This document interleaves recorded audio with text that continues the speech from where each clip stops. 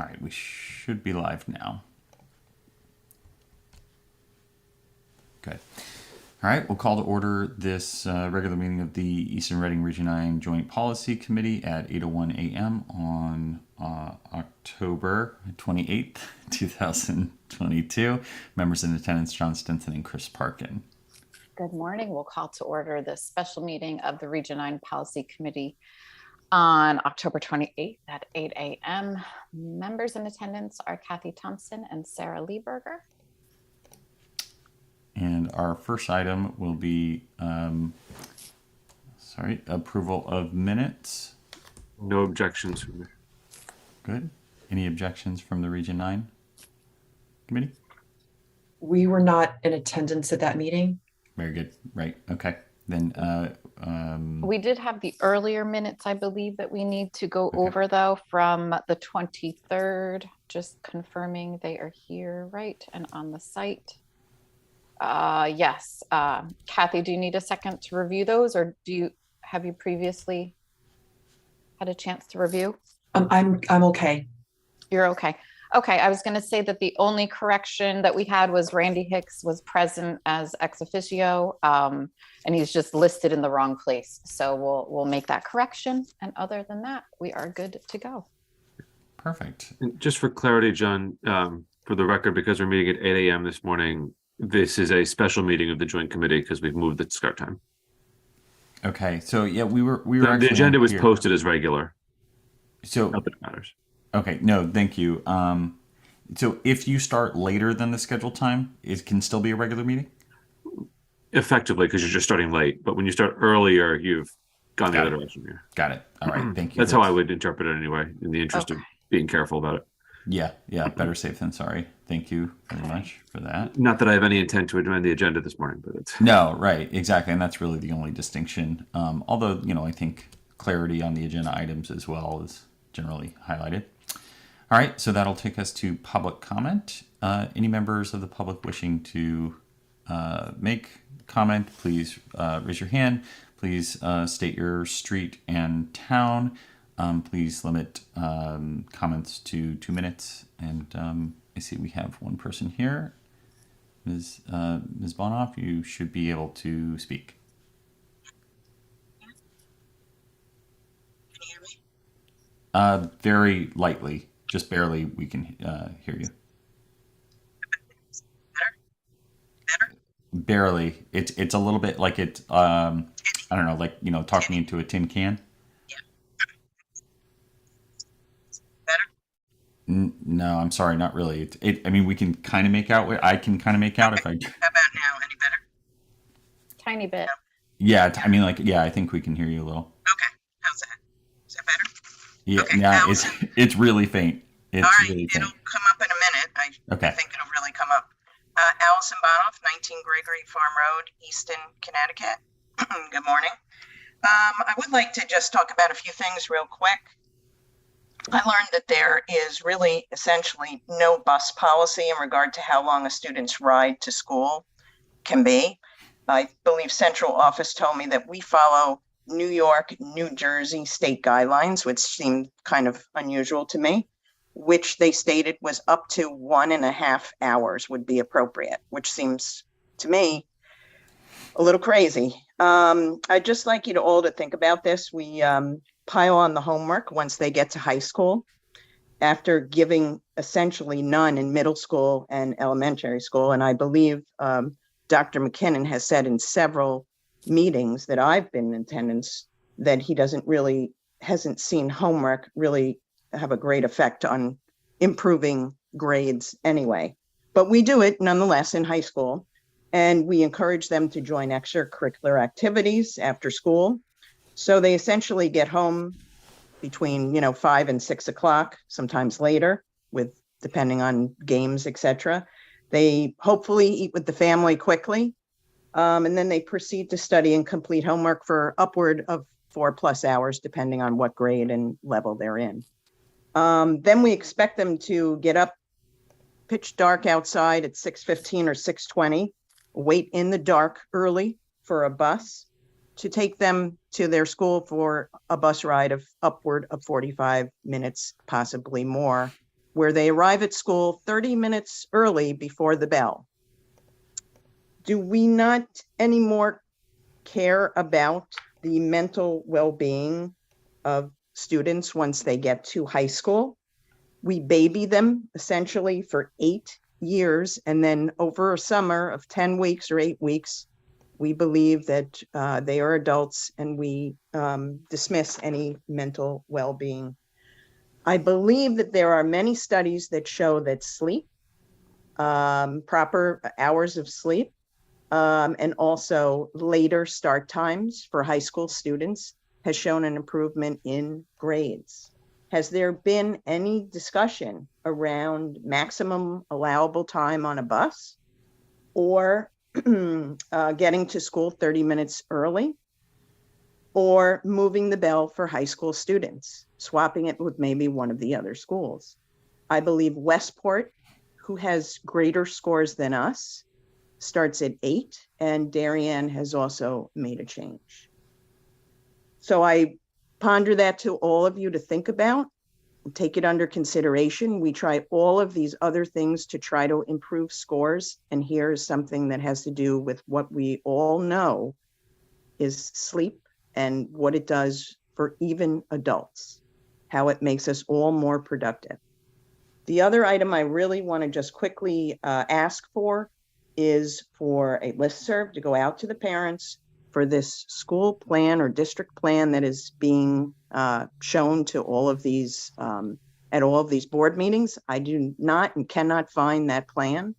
And also the climate results that were discussed but never distributed to parents as far as I'm concerned. I haven't seen them. I think that if we are going to tout these plans and send out surveys for us to participate in, that the parents should actually see them. I don't think that's too much to ask.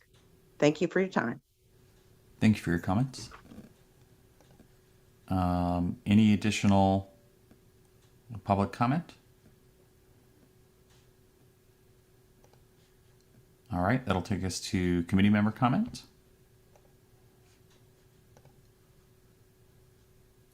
All right. Just good morning, Randy, who's appearing as Paul Gentile. Oh, that makes more sense. That is why I was looking for additional public comment. I saw the name in the participant list, but didn't look at the tile. Very good. All right. What to refer to yourself on your off time is your business, Randy. But that's All right. So let's move on to discussion and possible action. Policy review process, finalization and mature state, which equates to a bit of homework we all had to do. Before we dive into that, I do want to check in with Dr. McKinnon to see if there are any administrative updates, or if we should be carving out any time today to touch back on any of that work. Good morning, everyone. I did some homework at our base of the last meeting that we had, so we can definitely talk about that. And the only thing that's on my mind in terms of policy is policies that we may have repealed regarding non-residents and staff attending schools. Mrs. Cram asked me to ask you about the policies that we had that allowed staff members to attend schools for different tuition rates. And did we repeal those policies as part of the repeal and adopt process?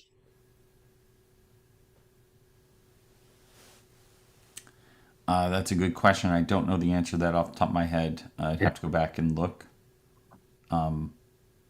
Is anyone else aware of? I'm aware of the policy. I'm not aware of it being retained. I think it's something that the districts probably would wish to retain, and we should run back up the flagpole effectively. It is an opportunity, though, to talk about whether or not we seek some greater level of alignment across the three districts, because if I recall correctly, we all have slightly different methodologies as to who is eligible for what in what district based on what district they work in. And I know that's been a point of some friction at times when students go from one district to the other and leave the district of their employment, and what reciprocity is extended between the districts. Yes, I was just going to say, I don't recall us discussing this in length. So I don't believe it's something that we had gone through in excess. Although I'm like Chris, I'm familiar with the policy. I think it's something we need to revisit though. So what I would propose, just so that we are sort of keeping track in a clean way, do we have the legacy policy number, Dr. McKinnon? If not, I mean, I think we can. I can look for it. Okay.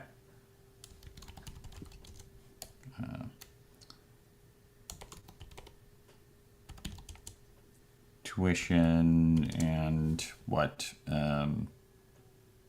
Enrollment? In Reading, it's 5118.2. And the title?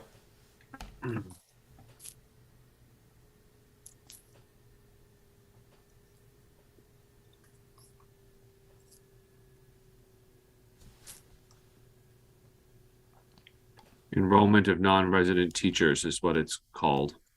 Yeah, that's right. Poor name for policy, but Okay, thank you. 5118.2A in Easton. Okay.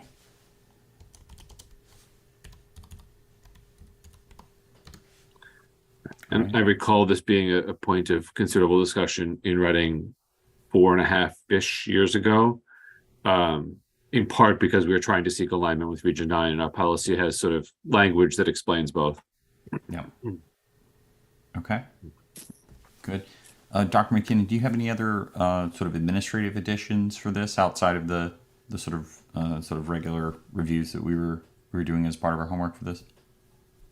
For this specific policy or in general? No. Just anything else like this? Oh, no, not at this time. I have sort of an operational suggestion that might be helpful here, because I can anticipate, and I'll take considerable responsibility for what seems like an oversight in repealing this as opposed to maintaining it, because it is a bespoke policy that is relevant to our districts, and we should have retained it.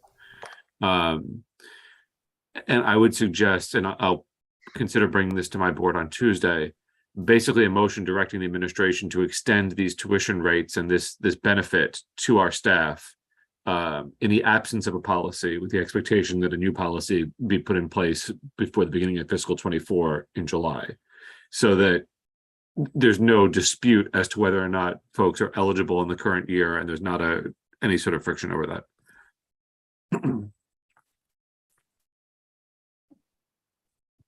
Dr. McKinnon, I can work with you offline to make sure that satisfies any concerns that might exist. And if there are no concerns, we don't need to sort of overreach on it either. There are no concerns from teachers at this time. It was just a question from our human resources manager. And I think the work that she typically does in the office, looking at budget as we move towards the budget process and so on. So that policy, I think that idea would work. Yeah. And then we can discuss this in more detail. Yeah. Okay. I'll confirm this again, but it does not appear that at least Region 9 repealed a policy affecting that. Okay. To have children in Region 9. But we can confirm, it does not look like it was appealed in Region 9. Okay. Good.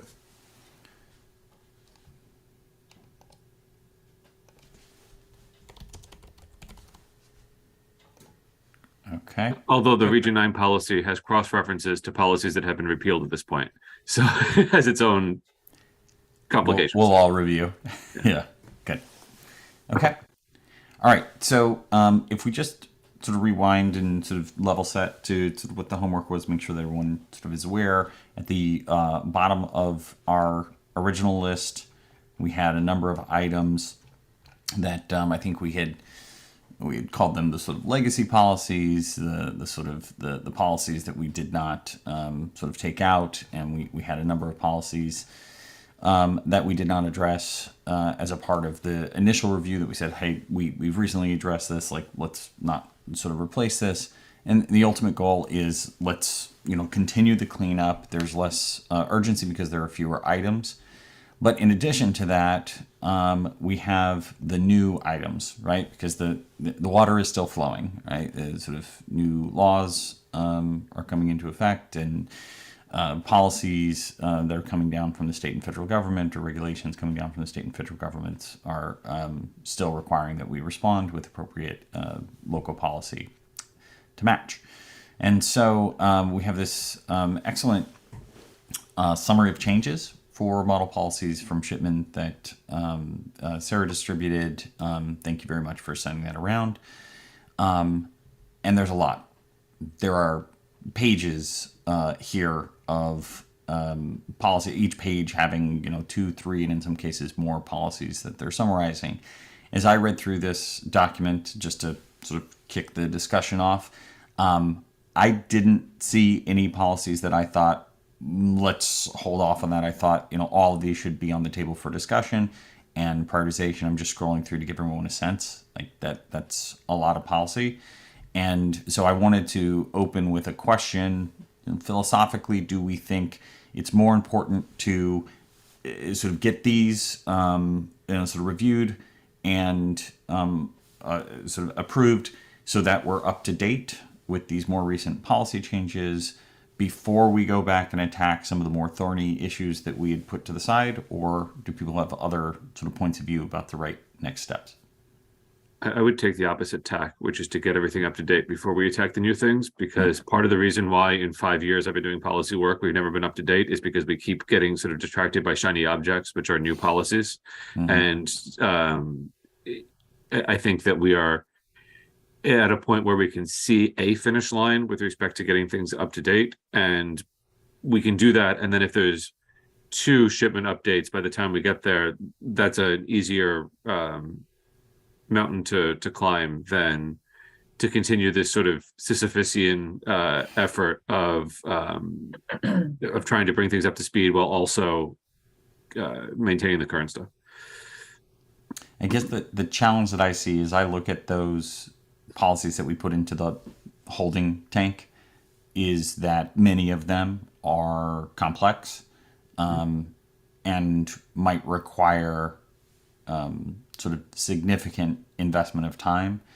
And I'm a little bit concerned that will take up all the oxygen in the room at a time where we're going to the budget and when we're going into other... There's another school of thought that says that if our future expectation is to be on a quarterly cadence just to worry about updates, then we schedule quarterly meetings that are just for those updates. In the meantime, we schedule monthly meetings for the purpose of cleaning things up, and they have completely different purposes, and we try to just sort of dual track it.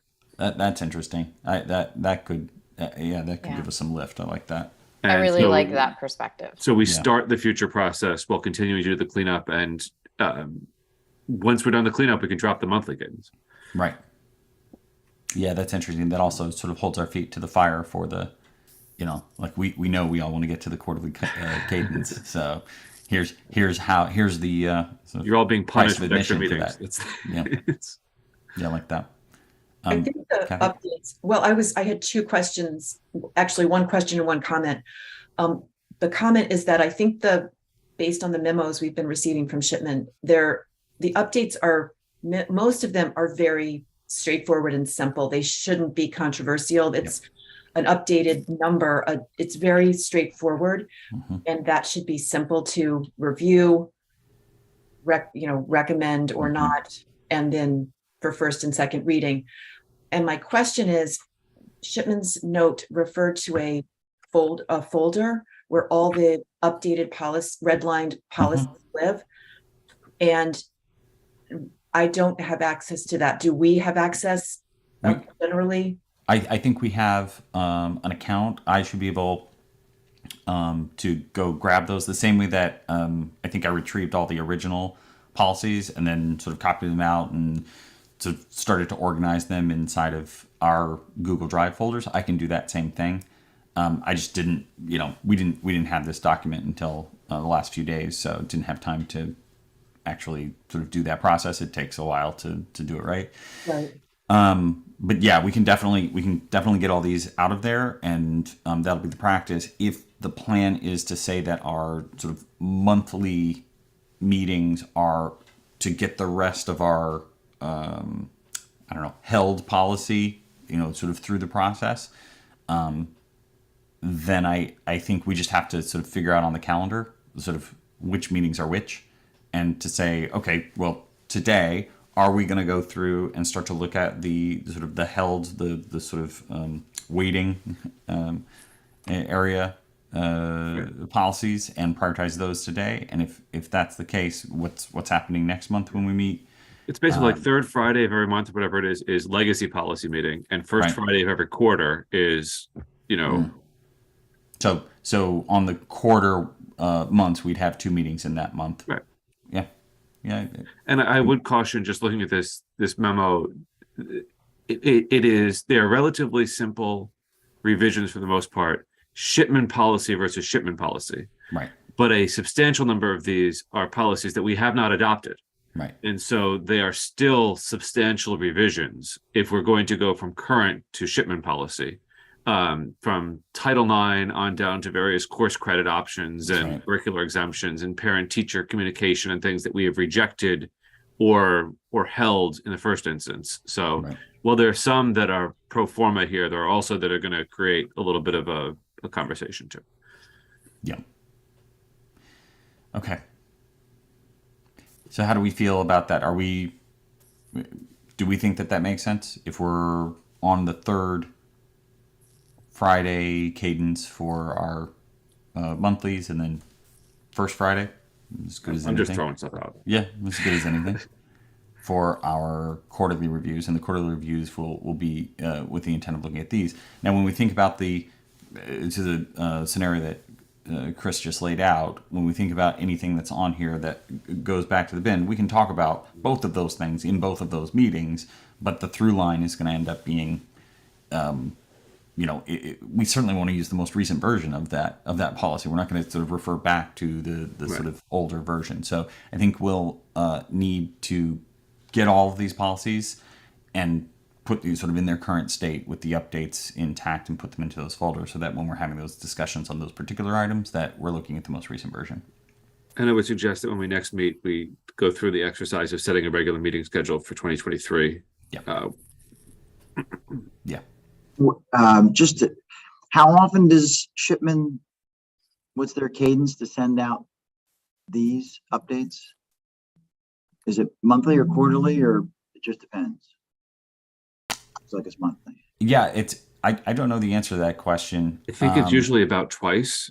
And I think that usually the fall update is intended to incorporate all the laws that changed over the summer.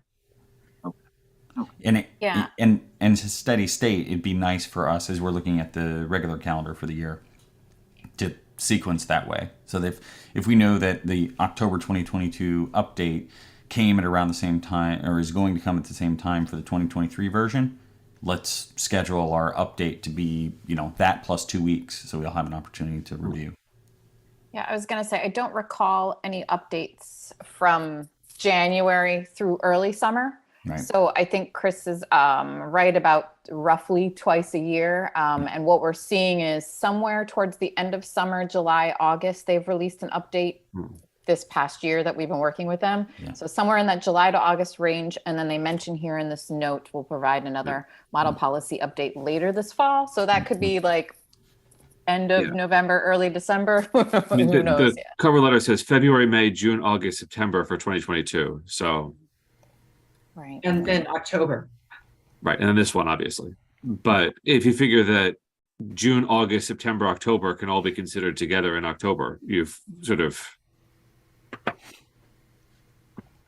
Yeah, that's all cart before horse. Let's get caught up.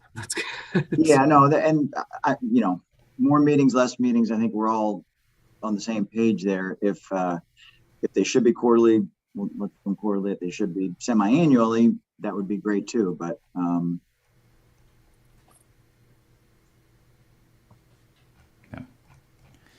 Okay. All right. So anyone want to start? Anyone have a proposal for the first policies we want to address that were in our bin, in our holding? I would suggest that the transfer policy is a good one to get things warmed up, in part because I think that when I looked across all three districts, there's relative consistency in our existing policy. I found the shipment policy to have a lot of stuff in it that I'm not sure that we want, because it is a lot of departure from what I understand that we currently do.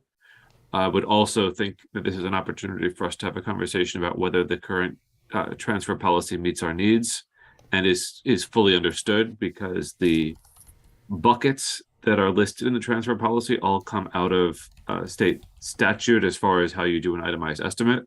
And I think there's a lot of confusion in our boards as to what a transfer is and what requires motions and what doesn't require motions, and what's intra-category and what's intercategory. And so I think it would be good for us to have a common understanding of that, figure out what the policy is that we want to recommend. And there's going to be a little bit of a education component, I think, when this is brought forward. Unless anyone objects, I think that's a good place to start. Do we want to, I just want to sort of take 10 seconds for process here. Do we want to dive into that policy? Do we want to note and just sort of prioritize right now thoughts about how we're going to use our sort of 30 minutes are here to try to get the most amount of work done possible? I think we should just kind of go through each of our lists, or, see what aligns, and just start listing them out, right? Before we dive into each one individually. Good. Okay. So we have the transfer policy. Do you have the policy number for that, Chris? I did. It's in the 3000s in the shipment policy that I have in front of me. Oh, okay. No, I have that. That's yep, right here. They've got so many tabs open here. It's 3160.1. 3160.1. Yes, and that's consistent across all three districts. That's the number. And it's board budget procedures and line item transfers. It's called transfer of funds in the current policy. Right. Okay. Region 9 is transfer of funds between categories. Yeah. Just for consistency, I don't know if everybody's is listed that way.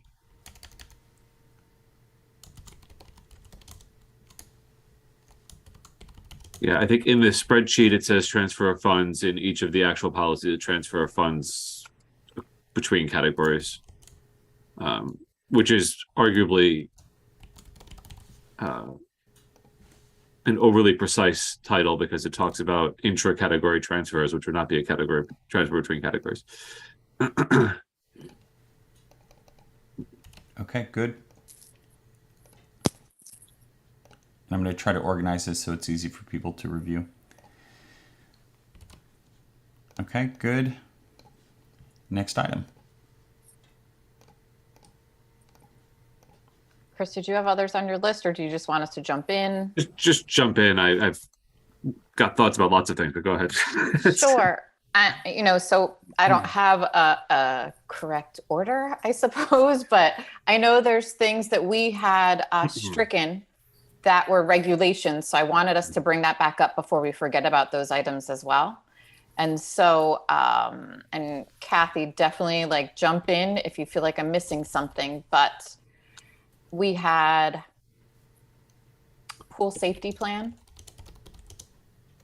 which was a regulation, and that was under Series 1000. And there's going to be a series of these, yes? Yeah, so 1, Yep. 2, 3, 4, I 5, don't 6, know 7 if of them. Okay, yeah, good. Okay. Tell me however it's easy for you to make go note of ahead and everything. list them out, and we'll All right, look cool. at them here. Then I'll go retrieve them. All right, so the next one was sexual offenders on school property. Okay. Also regulation. So just to be clear, we're listing these to ensure that they're, what's the, To So I say believe, these are regulation and should not be considered policy. right? And so just to note them, it's Yeah. part of, I think, what we need to do is get caught up to of where we ended, since we all ended up in different, Right. potentially different areas. Not too far off, but what ended up happening is you guys went first, and then we received feedback from Shipman, and they were like, these are regulation. Right. So we didn't end up passing them. So anyway, I just wanted to make sure that you have this list. Yeah. And then we can just be crystal clear about what's policy and what's not policy, and make sure that it's all sort of denoted properly in our respective policy books and policy I think with the indexes. exception of pool safety plan, all of the regulations were withdrawn from second reading in Reading and Easton and not adopted. They're I gotta look back to make they're sure on the that that's- spreadsheet, but I know that if you patterned it after my we did. schedule, I had pulled all of these before the second reading. Okay. So, Okay. But I think better safe than sorry. Let's just go back and look and make sure that it's all consistent, so we don't have a surprise Frankenstein policy manual down the road. All right. The next one that I had then was bloodborne pathogens. Okay. Concussion training for athletic coaches. I mean, who even knows how to spell concussion? I would know how to spell it if I hadn't had so many as a kid. Okay. Immunizations. I missed that one. Immunizations. Immunization. Okay. Sunscreen application in school. Okay. And oh, you know what? I'm sorry. I don't believe that was a regulation. I think that was just a best practice that we hadn't passed. Is that right, Kathy? Okay. So Yes. Okay, Sunscreen so- we did adopt as a policy. you, right, you did and we didn't. Okay, just because of the age, I know. Yeah. Anyway, not to get back into that. All right, the next thing and final, it's not policy, but it's the limited exemptions to in-person attendance.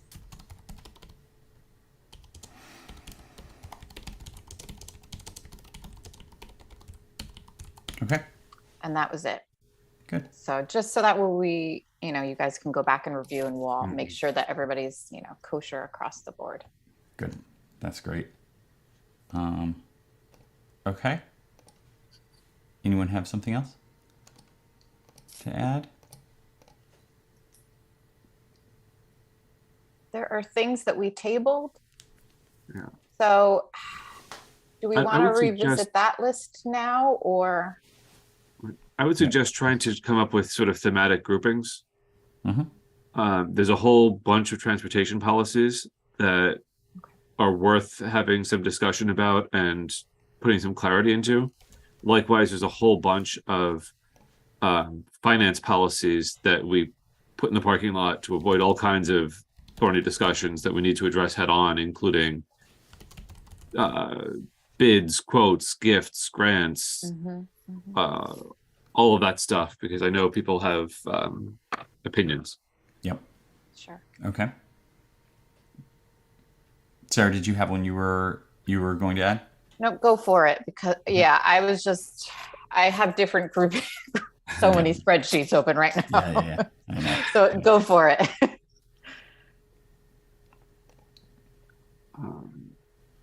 So you're in, what tab are you on? Okay. To do you're tracking. You're over here. Yep. So let's see, just trying to move this around. So if we're just talking transportation, that's going to be these. Nice. And if we're talking finance, we said transfer, and then you'd probably want these two also.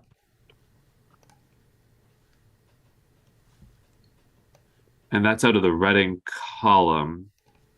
And this is where we're going to have some crosswalky conversations, because Region 9 has substantially more policies there's contracts and purchase procedure and service fee. Mm-hmm. And there's discussion around whether you take a simple shipment approach to this whole class of policies, or whether we take a ER9 approach to this class of policies. And if we take an ER9 approach to these policies, whether we continue to have this split, or whether we try to find some commonality where we can. My preference is commonality. I'm somewhat indifferent on shipment because I don't think some of the policies I think some of the policies that they produced would create a change in operations for us that we'd have to be comfortable with before we went in that direction. The benefit, obviously, is that once we're on that train, Right. it's just a matter of updating based on what they're doing, Right. versus things going stale. But we've got to be comfortable to get on that train, and I'm not sure we're going to be.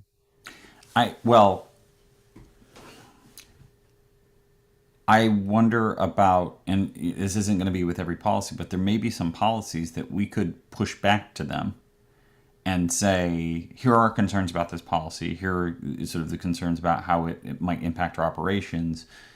Can you either say, yeah, fine to our edits, which I think we're going to want to do anyways, or even better, can you consider revisions to your policy that would allow us to sort of keep sort of the way that operations are running today?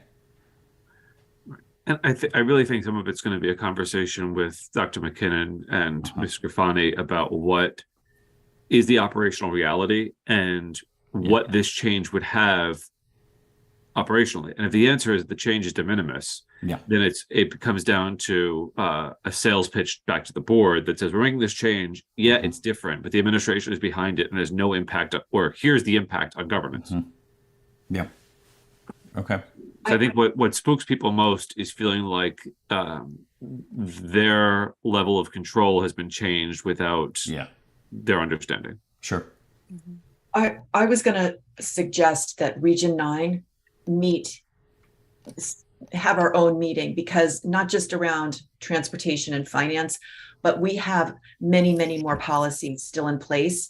And I think we need to go through them with a fine-tooth comb, and some of them and really look at which of those in addition can be repealed versus which apply to these policies, transportation, finance, these bigger buckets.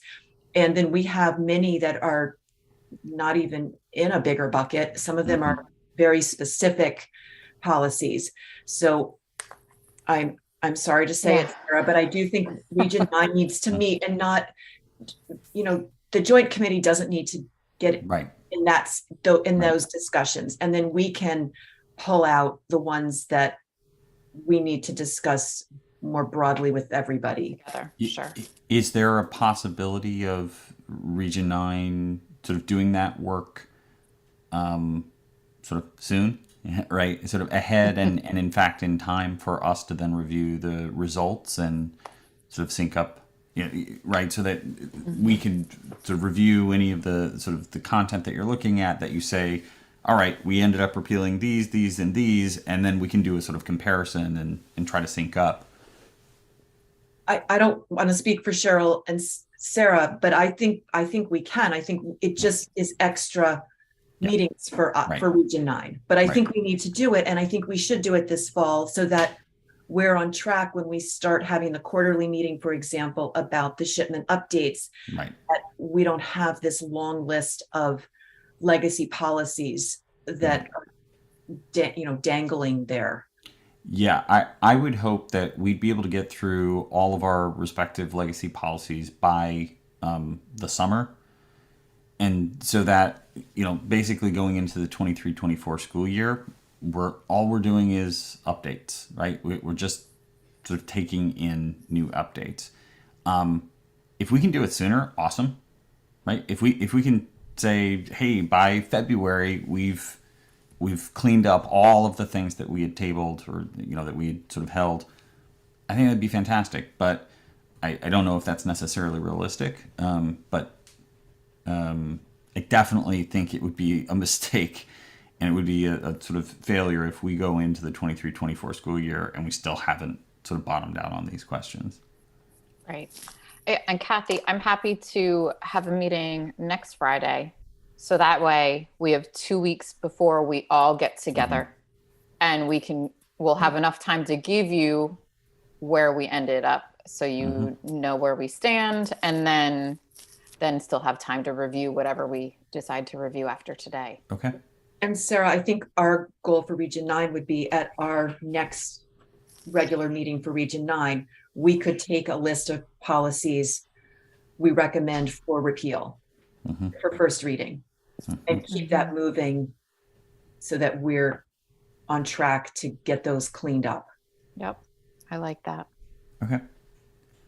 Good. All right. So it sounds like there may be an entire collection of Region 9 policies that you would want to add to this list, but you're going to do that as a sort of a separate, sort of dedicated, focused conversation amongst the Region 9 Policy Committee.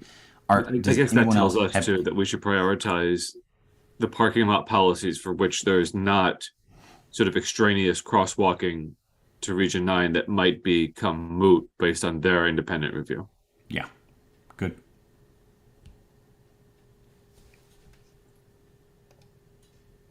Do you have any suggestions? Do you have any that you want to add now?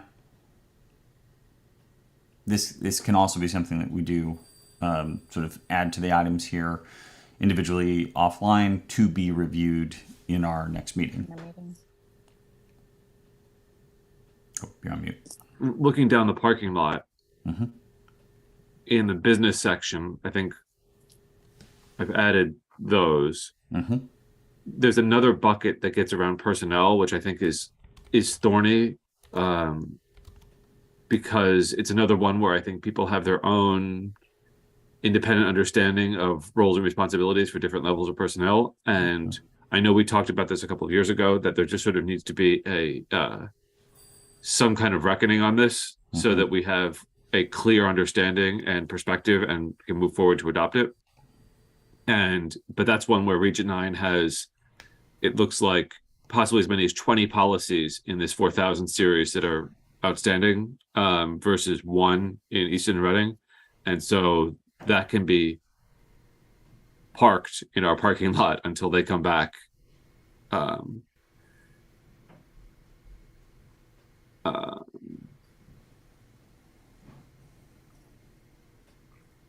And then it's stuff under student records and Title IX that I think the general consensus was that we, at least on Title IX, we don't touch it right now because we just adopted it. And we anticipate changes in the next year anyway. Yeah, and there were some changes inside of the Shipman update.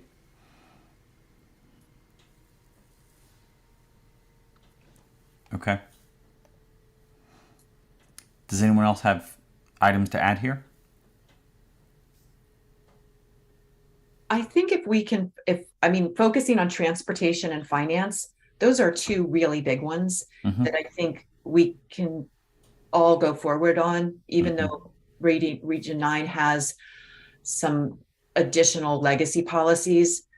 I think we can, there's enough, those are two meaty ones that I think everybody can move forward on together. Okay, then do we want to attempt to dive in on some of these right now, well, we've got 15 minutes. We can do some damage here. Well, John, excuse me. I would reclaim my view that the transfer one might be low hanging fruit, at least to start the conversation. But I'm open to anything. Well, I was just going to suggest that before we dive into any of these, we cross-reference with the shipment update and make sure we're reviewing the most current shipment policy versus the one that's still in our working folder, which would not have been updated, so that we're updating against the most current shipment. And I don't believe there's just do a quick check. So this document does not have the word transfer in it at all. So my assumption is that transfer of funds, it's procedure, line item transfers. that it's not in the updated Their version? policy is board budget procedures and line item transfer. Right. And they have one for locals and one for regionals, which is part of the conversation we should be having. Right. And that I'm just, yeah, so nothing board budget, nothing transfer. Those words do not appear in the update summary, which seems like a pretty good indicator that, sort of there's no sort of new policy that's moved under our feet. But then after this meeting, I'll go through and go grab all the updated policies, and then we'll be able to look and sort of tick and tie one for one. Yeah, I mean, it mostly runs to when General Statute 10-222 gets amended. That's when the policy gets amended. And I don't recall there being any changes to 222. Good. Okay. So I think there's a couple of ways that we can sort of go about this. If we are looking at the current version of the suggested policy from Shipman, we could read through this policy and then say, where are our objections to this? Or we can go through our existing policies and say, what are the parts of this that we think are sort of really important? Chris, do you have a point of view? I tend to think that there's a rebuttable presumption that we move to the Shipman policy. And I think that presumption is overcome when it is such a substantial change in practice that there's a concern raised by the administration that such a practice would be disruptive. Right. And so is it looking at the existing policies in order to understand what the operations and procedures are so that we know? I think in this case you can do that because the existing policy is short. I think once you get into the transportation stuff, you're asking for trouble trying to do it that way. All right.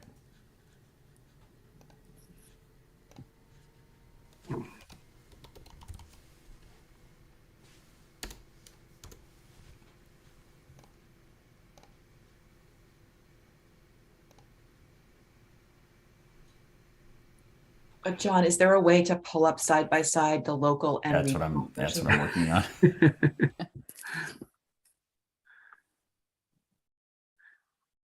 If you want, John, I have them side by side right now. I can. You do? Yeah. No, Yeah. That's great. Go ahead.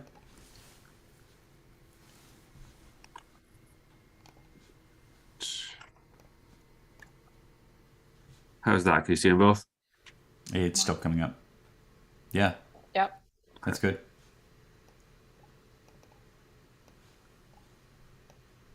So this is the entirety of the current policy for all three boards on the right, and then page 1 of Shipman on the left.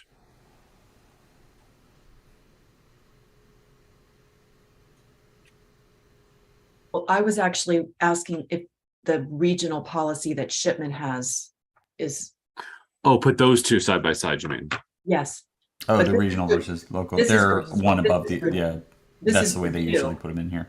I see. So you can scroll. It's Yeah. on the bottom, but I could try to put it in the second window.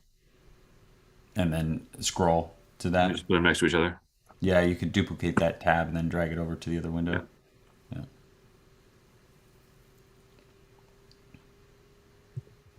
Oh, sorry. I was thinking you just right click on the tab and choose duplicate. On the Oh, yeah, that Yeah. it's 6. It'll get there. Yep. Lots of ways to grandma's house.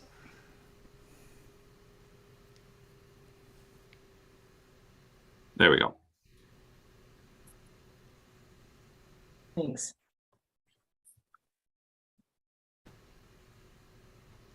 I think that the major difference is just sort of the adoption of the slightly different statutory expectations, because in a local board we have the Board of Finance has rights and the Board of Selectmen has rights and reports that are due to them and other things that the regional district is exempt from. The regional district has to hold public district meetings that are different than what the local districts have to hold.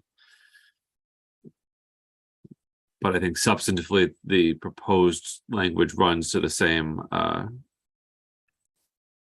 idea, at least with respect to transfers.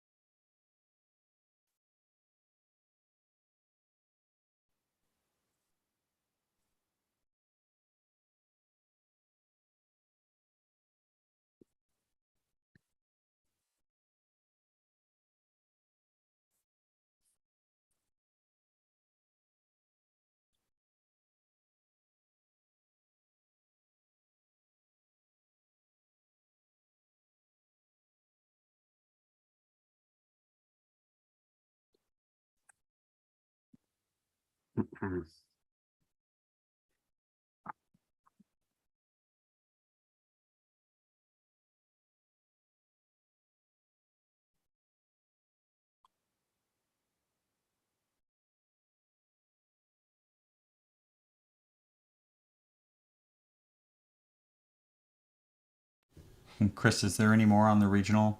Yeah, can Yep, you it scroll? goes. Thank you. Okay. Yep. Just shout it out. It's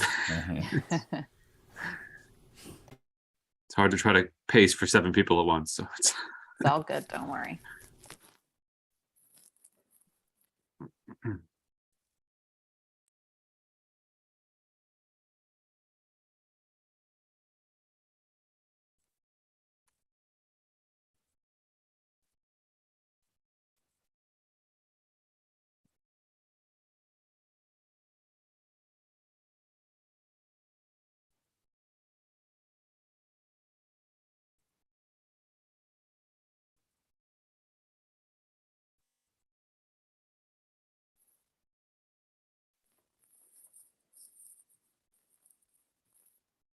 Can you scroll, Chris? Thanks.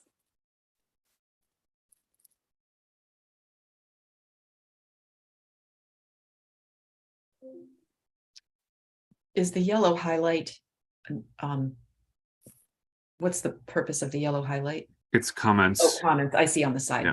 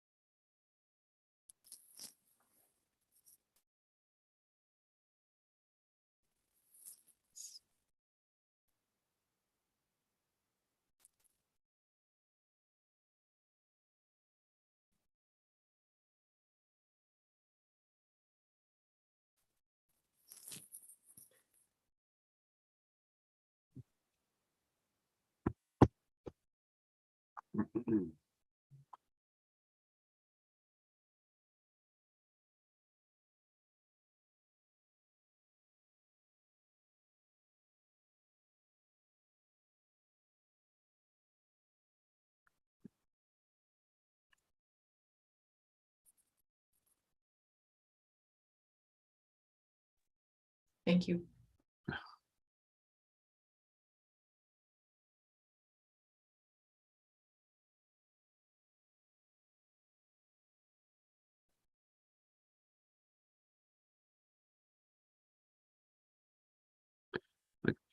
I tend to think that if we're able to come into an agreement as to what constitutes a transfer, it is reasonable to say that we can split this policy into two. One which just addressed intra and inter category transfers as categories are uniformly defined, and then a second that defines budget process, and those policies would end up being different between Region 9 and Easton Reading, because I think it's easier or more desirable to have a common transfer policy as opposed to embedding that language in a broader budget process document, at the risk that there's a point of diversion in that policy that creates a fork in the road in the future.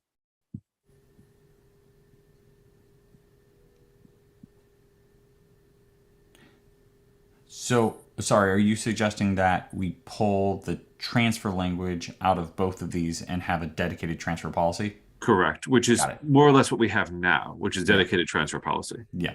I think the language is okay if we have a common understanding of what the categories mean and a common understanding of what the threshold is, because I don't think people are going to be comfortable around 5%. I think people like the dollar value that exists in our current practice.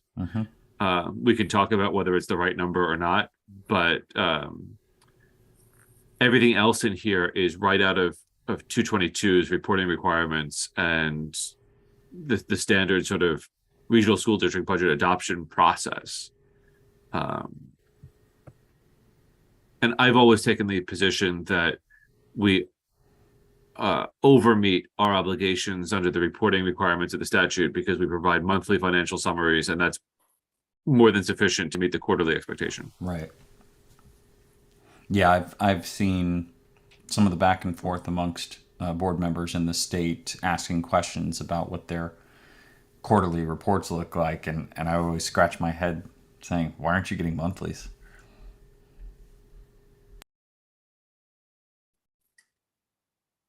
And frankly, a lot of the reporting to the fiscal authority is covered just by copying the fiscal authority on those monthly reports. The box is checked, as far as I'm concerned. Well, and the degree to which our sort of new budget process, with the aid of Google Apps, can allow us to report back in the same language, categories, etc. It can make this entire process much more transparent and sort of like easy to follow, right? As we go through and understand, here's what we're budgeting for, here's how we're tracking towards that. I know we're bumping up against a hard stop for folks, but is this an example of if it's not broken, don't fix it? Or are there specific things in the policy that you all have identified already that say, well, we really do need to amend ours, and maybe it's not a full-scale swap out, but. So, Randy, I have a few thoughts on that. The first is our current policies don't address all the requirements of 10-222, which is what it is. And the shipment policy attempts to do that. So in a best practice, we should be doing that. I like the simplicity of our existing policy because it's just on transfers and it lays it out. And it also identifies when we talk about personnel, we're talking about object codes in the 100s. Whereas the shipment policy doesn't say that. And I think we'd want to add that level of clarity because otherwise people could just have an argument about what personnel is and where it's found in the budget and what's a transfer or not. Our current policy also restricts transfers when it comes to the addition of personnel. And I don't recall the sample one doing that. And we'd want to have a conversation about where that fits. If we weren't moving to shipment broadly, I'd be of the opinion that, if it ain't broke, don't fix it, and maybe just add some language about 222. But if we're moving to shipment, to the extent we can conform what's there, we should probably make an effort to do it, is probably where I come out. I do agree with Chris, your idea that to split this, to have a transfer policy, because when it's built into the budgeting process, which is different for Region 9 versus Easton and Reading, it just gets more complex, and the transfers don't have to be part of that budgeting complexity. And this is an area where I am very firm on my hope that we can have consistency across all three districts, because I want to be fair to the administration and not have it be, I need to do a transfer. Which district is it? What's the threshold? What's the process? That's just wasted energy. Sure. Yeah. And we're consistent currently. We have the same policy right now. So why, to Randy's point, let's not change that. I'm happy to import the dollar threshold into the shipment policy and say, this is what triggers a transfer. And that might get us 65 or 70% of the way to getting this done. Yeah. Okay. And for transparency, just because I have the model policy index up, that goes through the mandatory versus best practice. This is one of the mandatory policies on the list. Yeah. I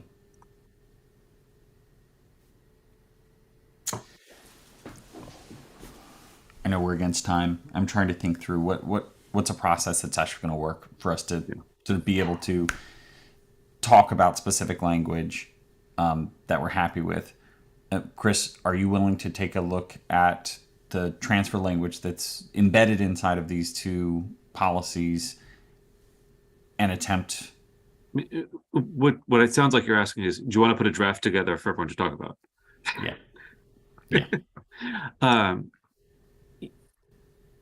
Yes, I can do that. What my goal would be is to keep as much of the shipment language as possible, bring over our current practice as much as possible, and flag any issues that require discussion. Yep, exactly. And what I would do in that is I would not make an effort to reconcile the budget processes or reporting between local and regional, because I think that, well, it's possible to do that. I think it just sets us up for more frustration when we try to update policies, because shipment isn't going to create a hybrid policy for us to update. That's right. Right. As much as I'd love them to do that. Agreed. And then the other sort of takeaways would be Region 9 is going to get together, go through their parking lot items, come back with some intelligence for us and sort of what we can all sort of work on. Are these transportation and finance items safe from that list? Can we independently review these items and consider them in preparation for our next meeting? Does anyone know if those are in the Region 9 current? I mean, we haven't as a committee done Yeah. a thorough thing of our legacy policy, which our legacy policy list is much longer. Mhm. But I believe that we can do a transportation and finance. I believe we can go forward. Okay.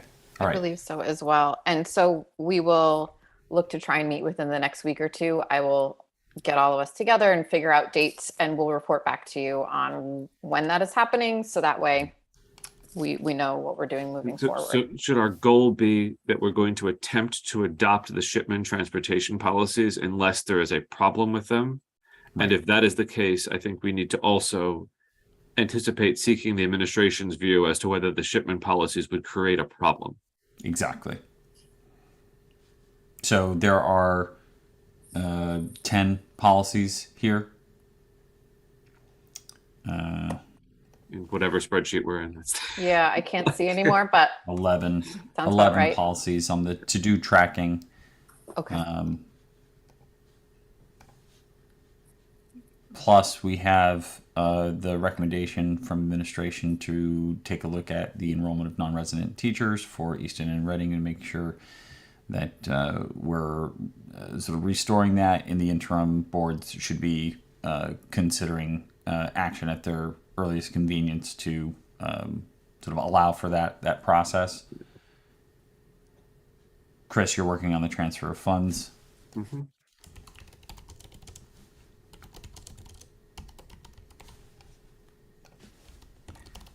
Everyone to review for next meeting. The goal being we'd love to adopt the shipment, and we need administration to tell us whether or not that creates an undue burden, and for us all to consider our own sort of sensitivities to anything we might find inside of those policies. And part of the answer might be that it does create a burden, but it is a burden that could be met when we roll the bus contract over at the end of 2024, for example. Right. And so we're creating a future effective date on some of these changes. Right. And John, if there are any updated shipment policies that affect finance transportation, Right. those, we can look for those in the folder in the next, few days, week. This will be cleaned up so that these actually link out to the policies and all that. Thank you. Yep. All right. Good. Any committee member comment? Good. Look for a motion to adjourn then. So Thank moved. you, Chris. All right. The Joint Policy Committee is adjourned at 9:04. I'd look for a motion to adjourn for Region 9. All right, so moved. There's no further business. Right. This meeting is adjourned. Thanks, everyone. Thank you. Thank you. Have a great weekend. Thanks, you too.